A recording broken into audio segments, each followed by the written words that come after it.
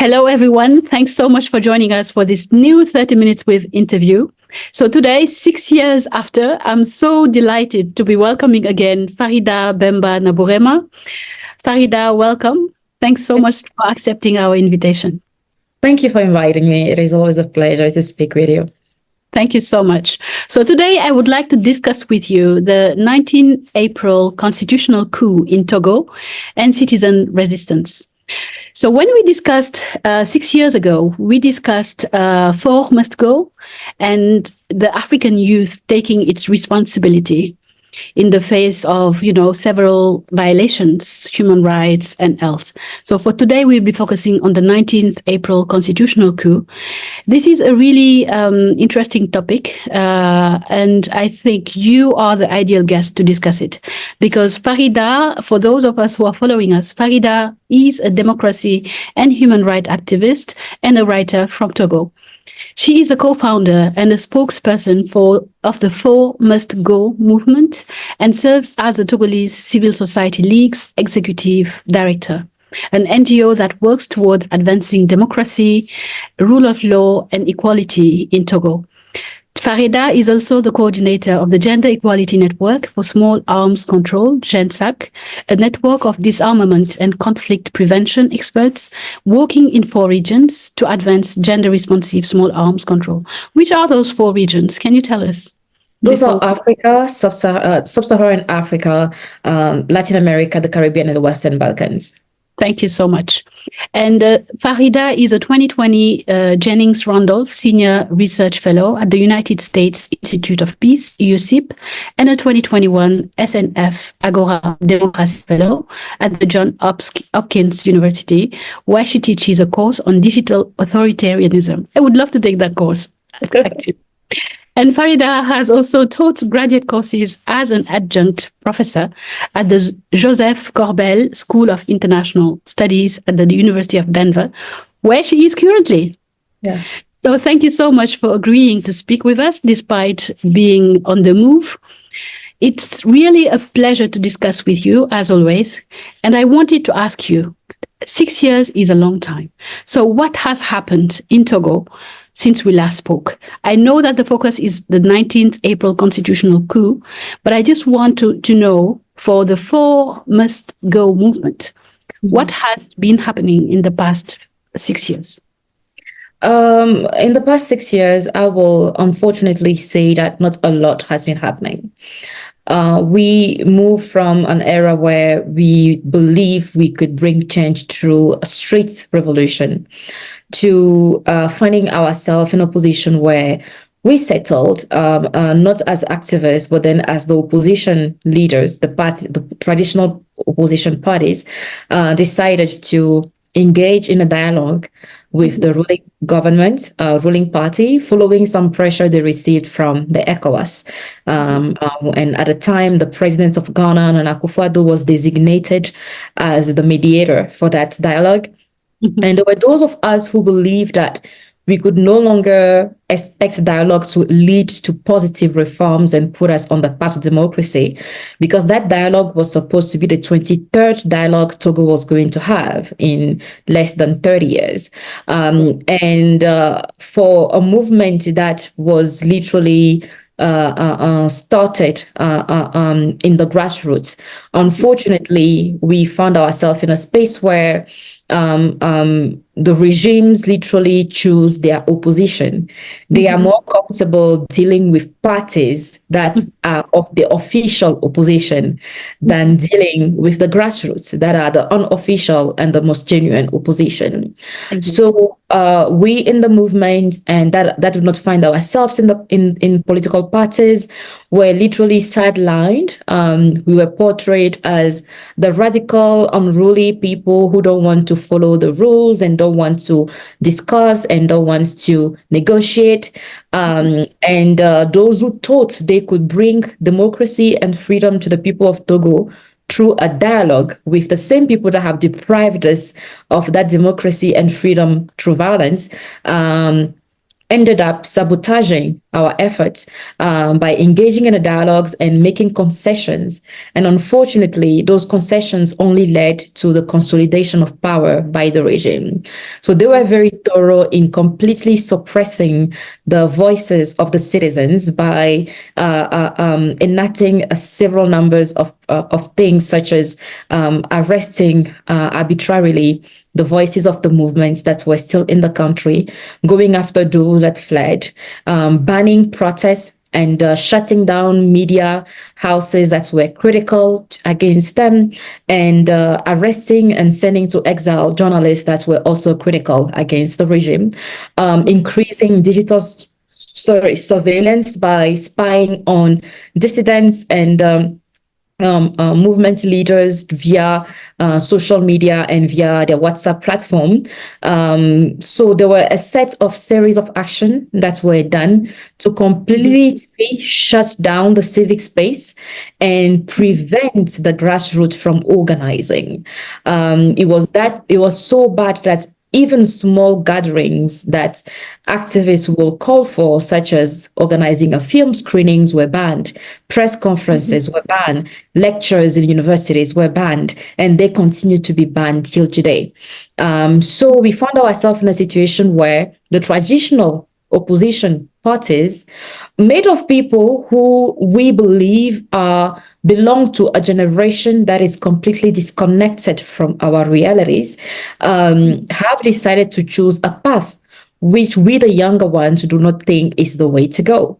When you look at the average age of the political leaders in Togo, the leaders of the political parties in Togo, the average age is 65. And in Togo, more than 70% of our population is below the age of 35. But then when you look at the grassroots movement leaders, the average age is around 30 and 35. So we found ourselves in a situation where we in the grassroots did not own up to the leadership. And we thought we were obliged to concede the space to the officially registered political parties. And those political parties had a clear agenda, which is the only agenda they have, which is to ascend to power through electoral means. Now, there is absolutely nothing wrong with wanting to ascend to power through electoral means. In fact, it is the ideal things to do under a democracy. But once again, in Togo, we have never been under democracy, especially since the killing of our first president, Olympia, 1963. So we are operating under a full-blown autocracy that is extremely well routed and ingrained, and we believe that they have mastered the skill of using democratic tools to legitimize their autocracy.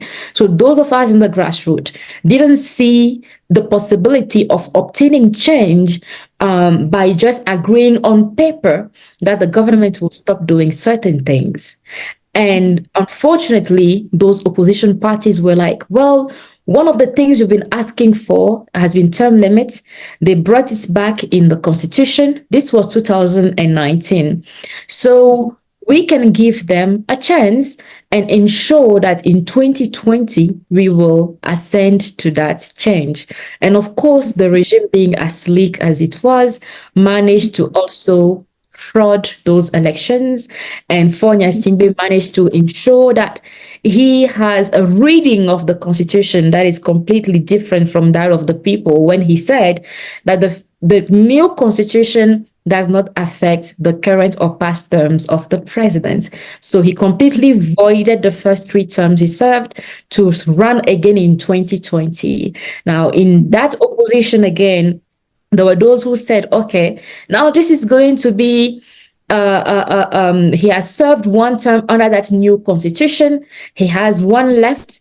Our goal is to ensure that by no matter what happens, we don't let him run after those 2 terms end. But here again, for those of us in the movement, we have seen how his father manipulated the constitution over and over and over again to justify his stay and to elongate his tenure. We were not thinking they will change the constitution to provide opportunity for Fonya Simbe to elongate his tenure. We were certain of it. It was not an assumption, it was a certitude. We knew it was going to happen.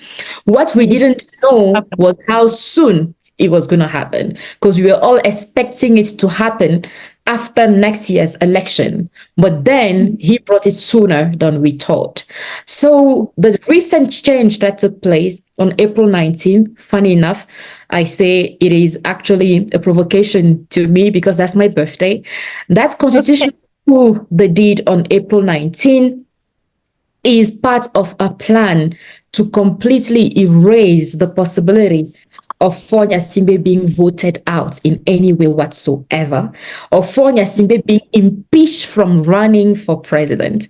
Because for the opposition, the traditional opposition, the political parties, their strategy is, if we succeed at preventing him from running for office, then we will have a chance to win, because the only reason why we can't win is because he's always contesting, and him having the state apparels at his disposal, him having the electoral commission at his disposal, him appointing the members of the constitutional court, it makes it almost impossible for us to have free and fair election. But that's where I wanted to ask you, Farida. Yes.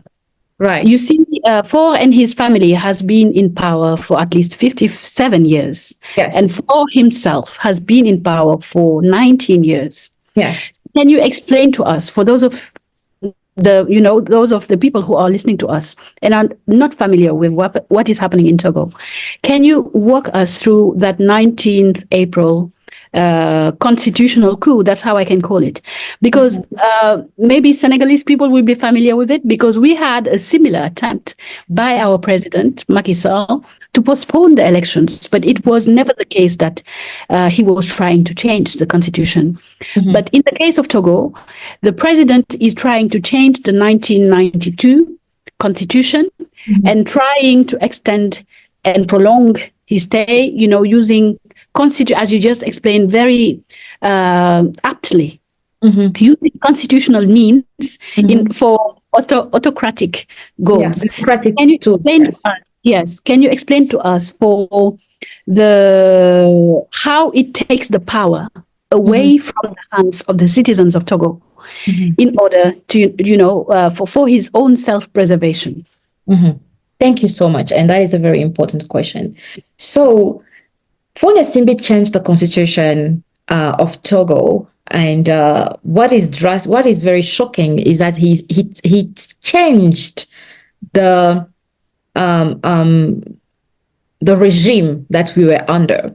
So Togo, it was under a presidential regime, and he moved us from a presidential regime to a parliamentary regime.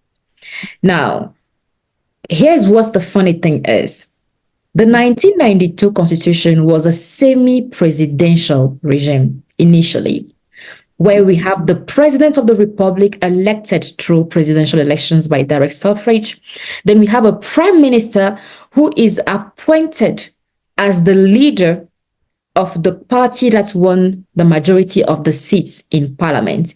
This to ensure that if the opposition is the majority in parliament, then the opposition also has a foot in the executive, and to some extent increase the system of check and balances and ensure that one party doesn't have full control over the nation.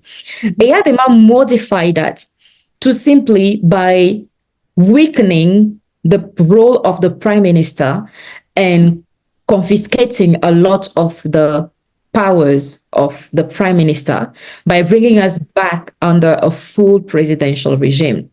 Now, those who have been calling for the reinstatement of the 1992 constitution were calling for the reinstatement of the semi-parliamentary system, in addition to the reinstatement of term limits, which said that no Togolese can serve more than 2 terms as president. So Fonya Simbe wanted to be very smart, and he was very smart about this. He said, I'm going to use their own tools against them.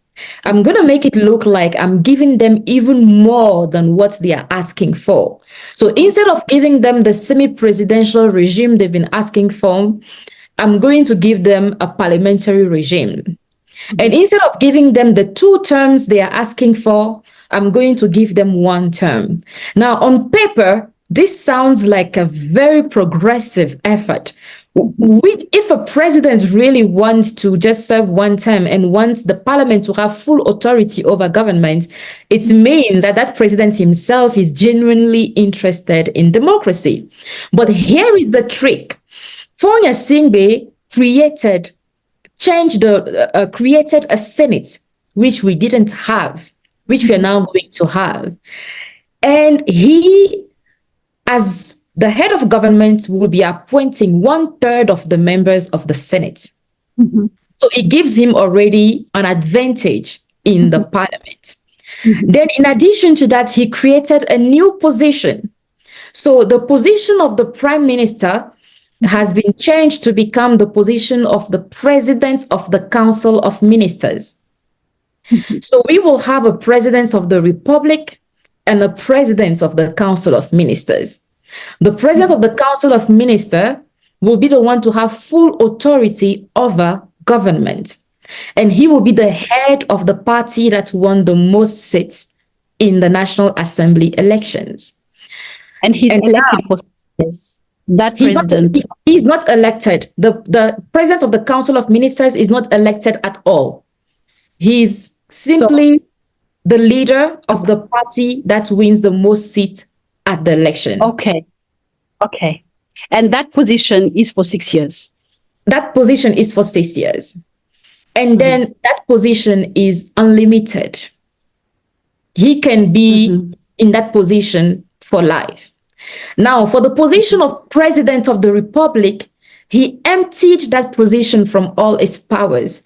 So the President of the Republic will only be performing ceremonial roles such as appointing ambassadors, such as signing treaties, but he doesn't have any authority over the government, and he is appointed by the parliament for a period of 6 years, and he can only serve 1 term.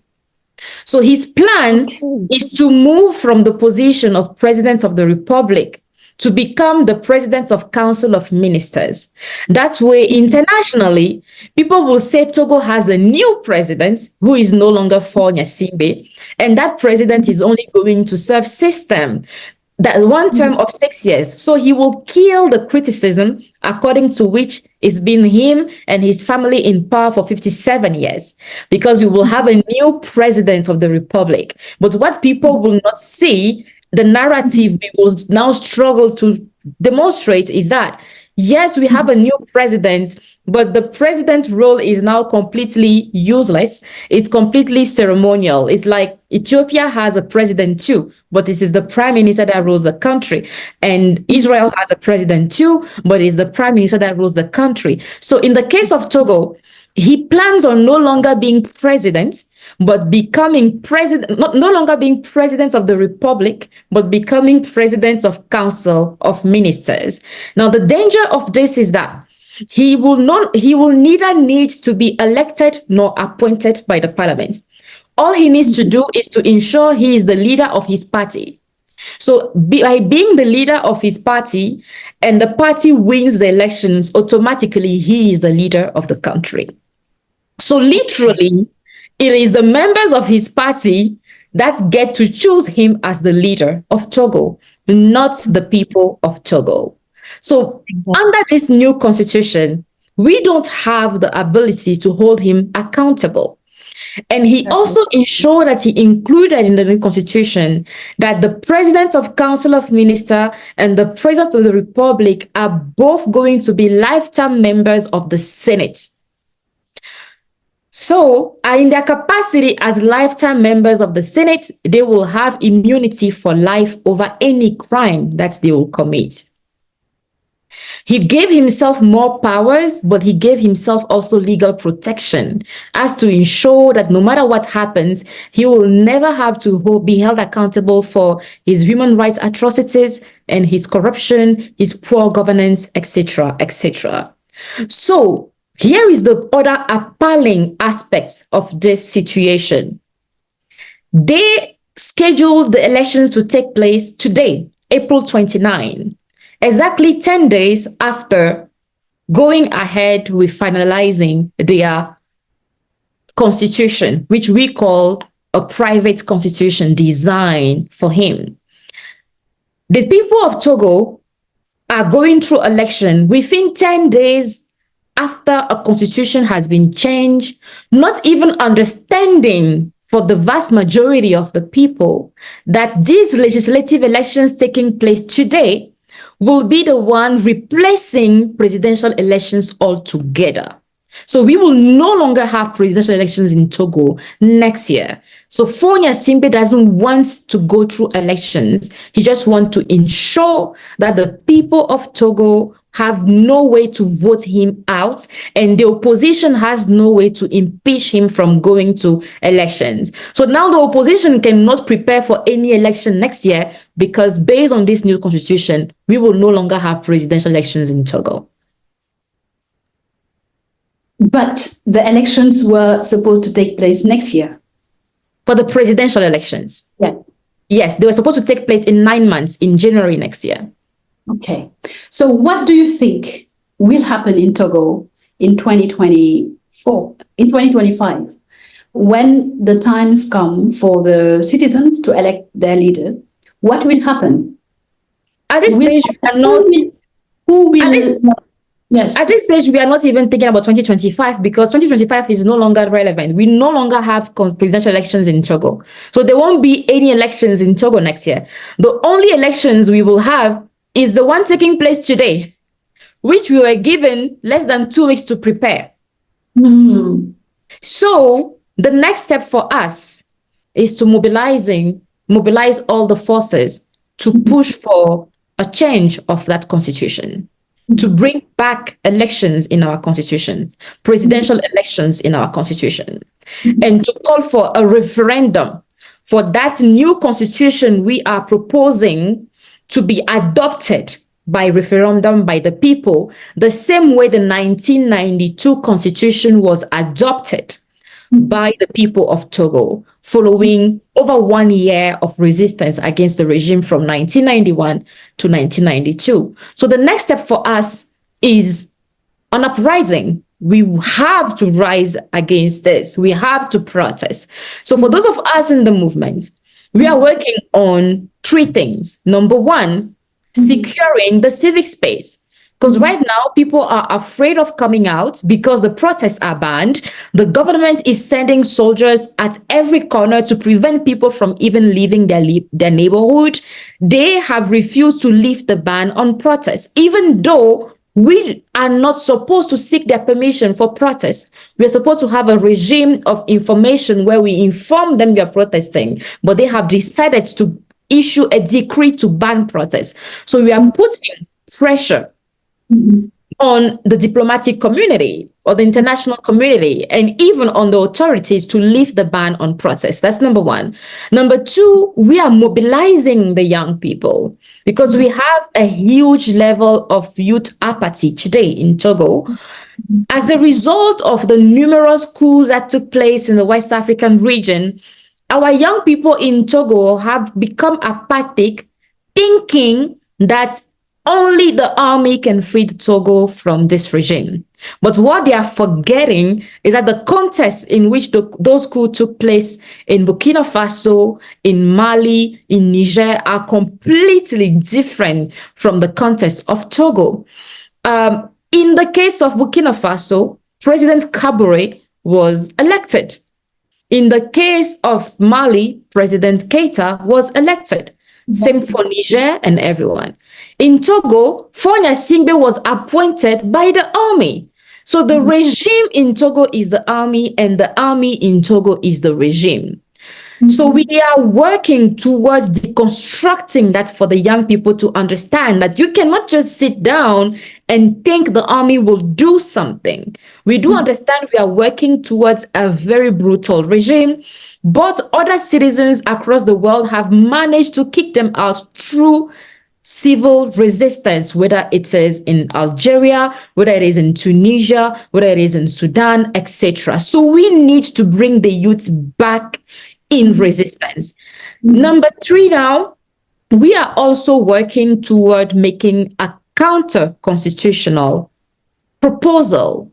I would not call it an offer because we don't need the regime approval. Our goal is to force them to accept this, or for Nyasimbe need to leave power. So our strategy is to ensure that we do not allow him to remain the head of the party and the head of the government in Togo under this new constitution. So we are rejecting this constitution altogether, and we are calling for a new constitution. And to push that, we need the people in the streets to protest.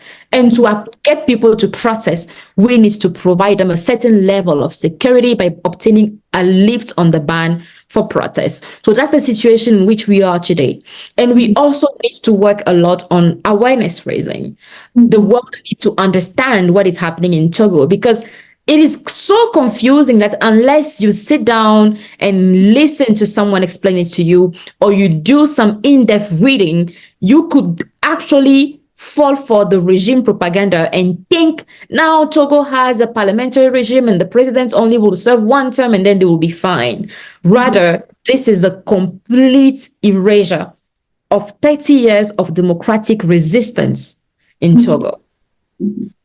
Thank you so much, Farida. I think this is really helpful for people like me and people who are listening to us to understand what is currently going on in Togo. So can I ask you, what do you think will happen? Do you think that you will be successful? Because I'm asking the question because the Sahel region right now is like a powder keg. We have seen what has happened in Senegal. You just mentioned the alliance of Sahelian states. So what happened in Burkina Faso, Mali, Niger? So do you think that for Nyasimbe is not expecting that this, tensed political context will not play in his favor, that because people are so afraid of what might happen, of the fear of having another military regime, not himself, that the devil is better than one you don't know, will just kill all type of resistance at the start. I'm just asking you, what are you just mentioned the strategies that you have, but other African countries, activists, how may we help you? Countries in West Africa, the rest of Africa, what are you expecting from the international community? I'm not talking about it like something in vain. Like, what are you expecting from ECOWAS? Are you hopeful at all that ECOWAS will play a role? What are you expecting from the African Union? Now is your time to make a call. What is your call? My call, I'm expecting a lot from everyone, because the case of Togo is a very interesting one. The military regime of Togo is trying to co-opt the Pan-African movement by giving the impression that he's a Pan-African leader. As a matter of fact, he has become the leader that has gotten the closest to the countries in the AES, in Burkina Faso, Niger, and Mali. He is taking advantage of the huge anti-colonial sentiment in West Africa today, especially in former French colonies, to present himself and his regime as being a Pan-African regime. As a matter of fact, he's organizing a Pan-African Congress in Togo in November. And when you look at the concept of his event, he's mentioning that they are challenging the existing Western model, and they are going to push for the existing Western world order dominated by the West, and they are pushing for more sovereignty and freedom for African nations.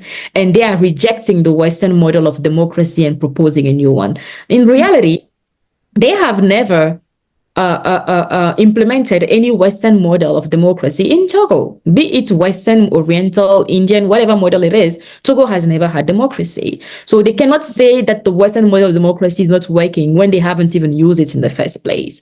But the regime, absolutely, the regime is literally capturing that narrative and presenting itself as being an anti-Western regime that is going to bring prosperity to Togo by doing what is happening in the IOS, because he was a bit fearful that something similar will happen in Togo. So he's like, let me try to move on that side to give the impression that I'm there before the issues hit me. But this has led to a critical problem. The citizens and the masses in most of the people of the countries in West Africa are literally supporting the regime in Togo today. They think that the regime in Togo is going to be fighting French colonialism, when it was the French government that provided resources for Yadema to kill Sylvanus Olympio, and France has been the greatest ally of this regime for more than 50 years. So we want those communities to first of all understand that their solidarity lies with the people of Togo, not the government of Togo. Exactly. The same way our solidarity lied with them, the citizens of those nations, not the government of those nations.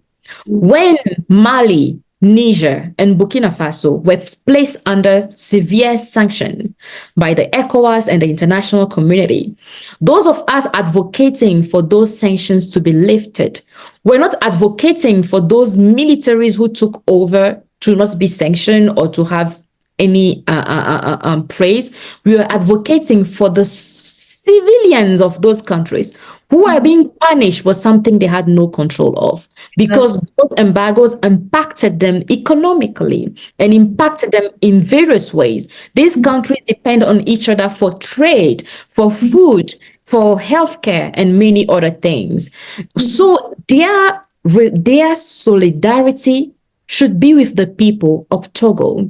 We understand that in West Africa today, people claim or think that we are fighting against the West and we are resisting against the West. As a proponent of decolonization myself, who has always been super outspoken against the continuity of colonial practices, especially in Francophone countries, I completely support decolonization. But what I do not support is a decolonization that does not include the people, but that is impose on people, because you don't free masses have to free themselves. So they cannot tell us, after 57 years of enduring the same family that has shown us nothing but violence, abuse, and torture, that we now have to endure them for another 20, 30 years because they are fighting colonialism.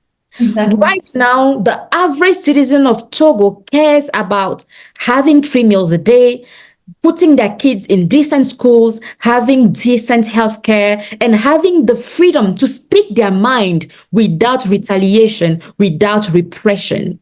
So we want to put our freedom at the center of the revendication. And we want them to understand that they will have the people of Togo as an ally in the struggle against colonialism if they support the citizens of Togo. However, if they fail and go ahead and support the regime that has been helping these people of Togo being held under bondage, they will only lead to the people of Togo completely disdaining their efforts against colonialism. So in every struggle that I lead and I fight, as much as I consider myself a leftist, as much as I consider myself a Pan-African, I put the freedom, the dignity, the liberty of the citizens, of the masses at the center of my actions, of the center of my positions. I am not one of those activists who will say, because I'm a leftist and the dictator is a leftist dictator, I'm going to support him. Or because I am a Pan-African and the leader claims to be a Pan-African, but he's terrorizing his own people, I'm going to support them. That mistake has cost citizens way too much. And leaders have managed to co-opt movements and ideologies to paint themselves in such a way that they obtain support from the international communities when their own citizens are being abused and are being completely repressed. So we, the people of Togo, We want change. We want political freedom. We want those before anything else. And I believe we deserve it because we have been ruled by the oldest military regime on the continent. So my point is, the people who want change and freedom for the citizens of the continent have the responsibility of supporting the people of Togo. And there are ways you can support us by doing this. We need you to raise awareness on the coup in Togo. We need you to denounce the co-optation of the narrative on Pan-Africanism by the Togolese regime. We need to call for targeted sanction against the politicians in Togo that were responsible for that coup, not sanctions against the whole nations. We also need to have international institutions that Togo is part of to hold them accountable for violating their own rules and regulation. Because this constitutional coup also goes against the ECOWAS Protocol of Democracy and Human Rights, which clearly states in Article 2, Title 2, that there cannot be any change of a constitution within 6 months to an election. This regime changed the constitution and organized elections less than 2 weeks later. So we want those institutions to also do their part and do the right thing. And this is the only opportunity that the ECOWAS is having to revamp its completely tainted reputation. The ECOWAS had a reputation of becoming a club of leaders and only speaking out when the leaders are the ones that are removed by coup. They quickly issue sanction and take action when one of the protocols of democracy and good governance, which clearly bans the capture of the state through non-democratic means, is violated. But the other protocols that are constantly violated by the same leaders don't lead to any sanction. Suppressing freedom of association is a violation of the protocol of ECOWAS. Suppressing freedom of speech is a violation of the protocol of ECOWAS.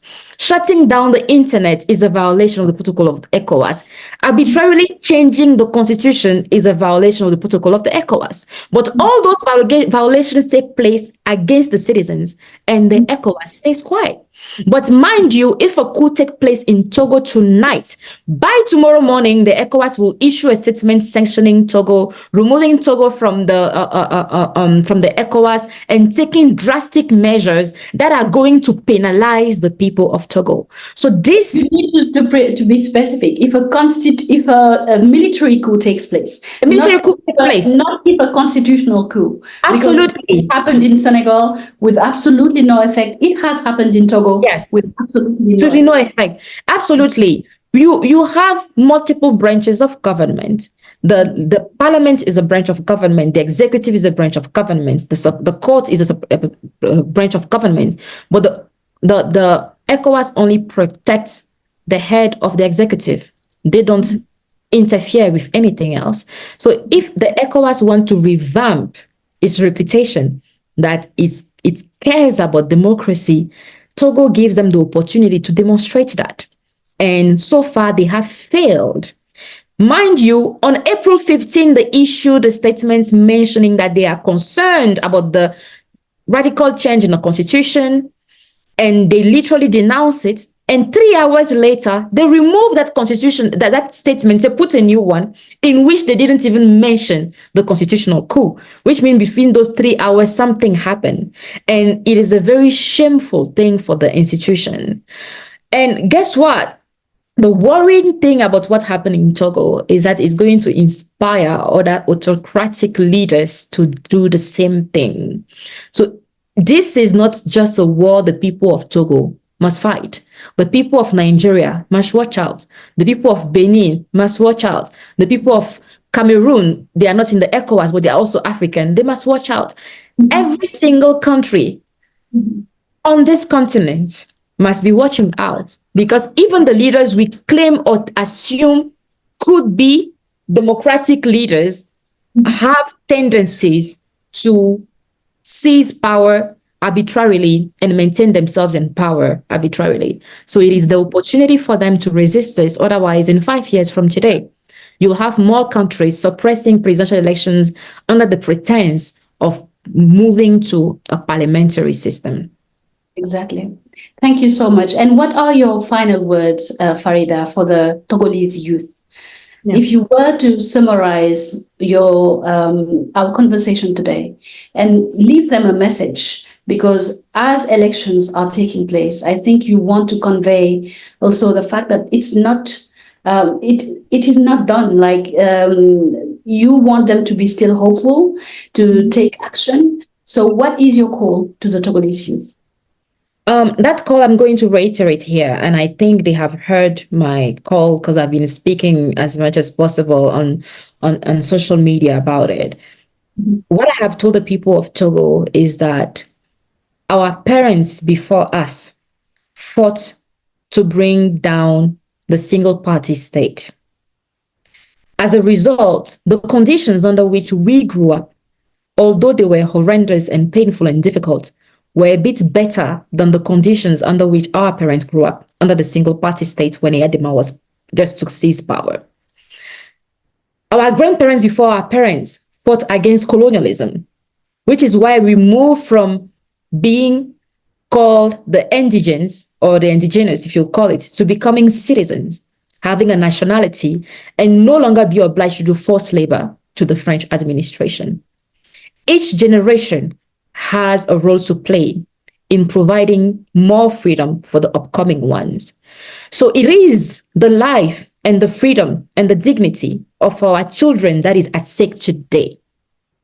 If we do not step up and fight this to ensure we secure the gains of freedom our parents and grandparents obtained for us, and add on to those freedom to ensure our children have more free space than we did, then we will find ourselves in a situation where in 20, 50 years from today, our children and grandchildren will be living in conditions that were worse than the ones we grew up in, that our grandparents grew up in. So I made it clear for the young people of Togo that it is their responsibility to step up their game and resist this regime. I understand that many people have been claiming in Togo that they are tired, they have fought for so long, they have resisted for so many years. But then I try to bring things back in context by saying the generation that is tired has already won its battles. It is those who fought in the 90s, in the early 2000s, in the 80s, in the 70s, in the 60s. Today, like I mentioned before, 70% of us Togolese citizens, including myself, are below the age of 35. Our generation has not fought any battle yet. We have started, but we are very far away from winning. So we have the responsibility of winning for our children. Until we win, there is absolutely nothing that must lead us to giving up, because giving up is a betrayal to the upcoming generations. Thank you so much, Farida, for this really powerful message. Giving up is a betrayal to the forthcoming generation. Thank you so much. I want to say that you have always been an inspiration, and I really hope that your call will be echoed all over Africa, that from Senegal to Mali to Burkina Faso to Cameroon, the youth will come out in force and will support you, because what is happening will really be a defining moment for all of us in Africa. So thank you so much. Thank you, Rama, for having me, and thank you for amplifying our voices. Thank you so much, Farida, and I look forward to speaking with you again. Thank you. Thank you.